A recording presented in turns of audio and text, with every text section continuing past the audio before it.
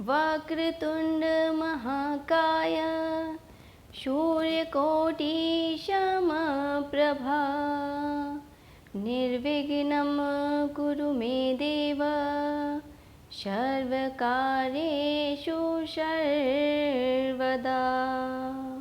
प्रणाम श्रोताओं, आज हम अश्विन मास कृष्ण पक्ष संकष्टी चतुर्थी की कथा का श्रवण करेंगे।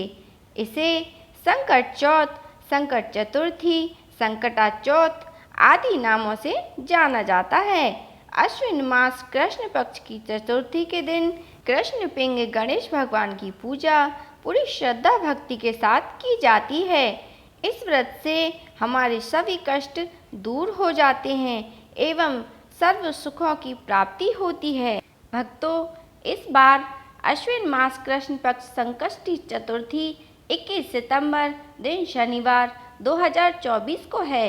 इस दिन व्रती को ब्रह्म मुहूर्त में उठकर नित्य क्रियाओं से निवृत्त होकर स्नान आदि करके शुद्ध होकर निर्मल वस्त्र धारण करके पूरी श्रद्धा भक्ति के साथ व्रत को धारण करना चाहिए। इस दिन व्रती को क्रोध, पाखंड, निंदा, कुविचार आदि से बचना चाहिए। आइए अब जानते हैं पूजा विधि। जिस स्थान पर पूजा करनी है उस स्थान को शुद्ध करके चौक बनाएं व पाटे पर वस्त्र बिछाकर श्री गणेश की मूर्ति स्थापित करें। तत्पश्चात दूर्वा से स्नान करा के रोली, चंदन का टीका लगाएं व अक्षत, दूर्वा, पुष्प, धूप, दीप, नैवेद्य आदि अर्पित करें व दक्षिणा चढ़ावें। इसके बाद ऋतु फल समर्पित करें व पंचामृत और लड्डू का भोग लगावें। तत्पश्चात होम करके कथा श्रवण करें, फिर आरती करें। इस दिन चौथ माता अर्थात माता भगवती का भी पूजन विधि विधान से श्री गणेश जी के साथ करें और भगवान गणेश के कृष्ण पिंग रूपी अवतार को नमस्कार करें और अपनी मनोकामना पूर्ति की विनती करें। विघ्नहर्ता आपके सभी कष्ट दूर अवश्य करेंगे। भक्तों, अब कथा का श्रवण करते हैं। एक बार धर्मराज युधिष्ठिर बोले, हे कृष्ण, अश्विन मास की संकट चतुर्थी का व्रत किस तरह किया जाता है, उसका संपूर्ण वृतांत आज आप मुझे कहिए और किस गणेश जी की पूजा की जाती है। धर्मराज की यह बात सुनकर श्री कृष्णचंद्र जी ने कहा, हे धर्मराज पुत्र, यही प्रश्न पूर्व काल में माता पार्वती ने भगवान श्री गणेश जी से किया था।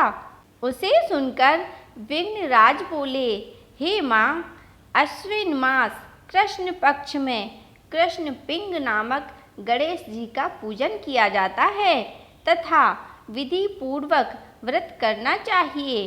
व्रत के दिन क्रोध आदि नहीं करना चाहिए। इस दिन निंदा, छल, कपट का त्याग करके भगवान श्री गणेश का ध्यान करना चाहिए। इस दिन दूर्वा व हल्दी मिलाकर हवन भी करना चाहिए।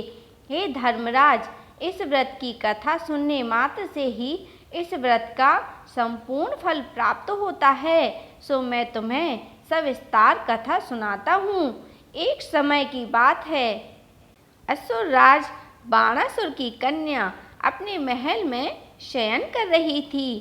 तब उसने अपने स्वप्न में श्री कृष्ण के पौत्र अनिरुद्ध को देखा। जब वह जागी तो उसने यह बात अपनी सहेली को बताई। उषा की सहेली चित्रलेखा ने तीनों लोकों के तथा 14 भुवनों के प्राणियों के चित्र बनाकर उषा को दिखाए। तब अनिरुद्ध के चित्र को देखकर उषा ने कहा, मैंने स्वप्न में इन्हीं को देखा था। मैं इनके बिना जीवित नहीं रह सकती हूँ।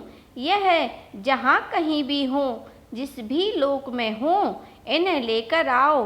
अपनी सखी से ऐसे वचन सुनकर चित्रलेखा द्वारका नगरी में पहुँची और अनिरुद्ध को पहचान कर उसका हरण करके सायंकाल गोधूली के समय यह असुर राज बाणासुर की नगरी में आई।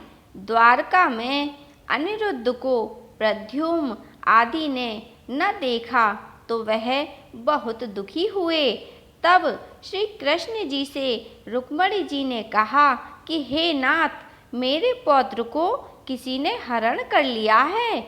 आप मेरे पौत्र को वापस लेकर आइए, अन्यथा मैं अपने प्राणों का त्याग कर दूंगी। रुक्मणी को सांत्वना देकर श्री कृष्ण राज्यसभा में आए। उस समय यादव कुल की राज्यसभा में ऋषि लोमश जी पधारे हुए थे।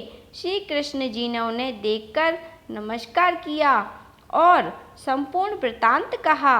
लोमश ऋषि ने कहा, महाराज, आप श्री गणेश जी का व्रत करें, इससे आपको आपके पौत्र की प्राप्ति होगी और साथ में पौत्र वधू की भी प्राप्ति होगी।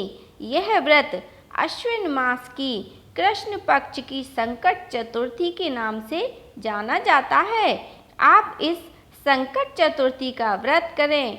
श्री कृष्ण जी धर्मराज युधिष्ठिर से बोले, मैंने गणेश जी का व्रत किया, उस व्रत के प्रभाव से बाणासुर पर विजय प्राप्त कर वधु सहित अनिरुद्ध को प्राप्त किया। सो तुम भी इस व्रत को करके अपने राजपाट को प्राप्त करो और शत्रुओं पर विजय प्राप्त करो। श्री गणेश जी सभी के विघ्न हरते हैं, सो तुम्हारे भी अवश्य हरेंगे। यह व्रत अति फलदायी है, सो यह व्रत सभी को करना चाहिए। बोलो विघ्नहर्ता की जय, बोलो चौथ माता की जय। भक्तों, अगर आपको यह वीडियो पसंद आई हो तो कृपया करके मेरे चैनल को सब्सक्राइब कर लें और बेल आइकन को ज़रूर से प्रेस कर दें, ताकि जब भी वीडियो अपलोड हो आप तक नोटिफिकेशन पहुंच जाए। वीडियो देखने के लिए आप सबका धन्यवाद।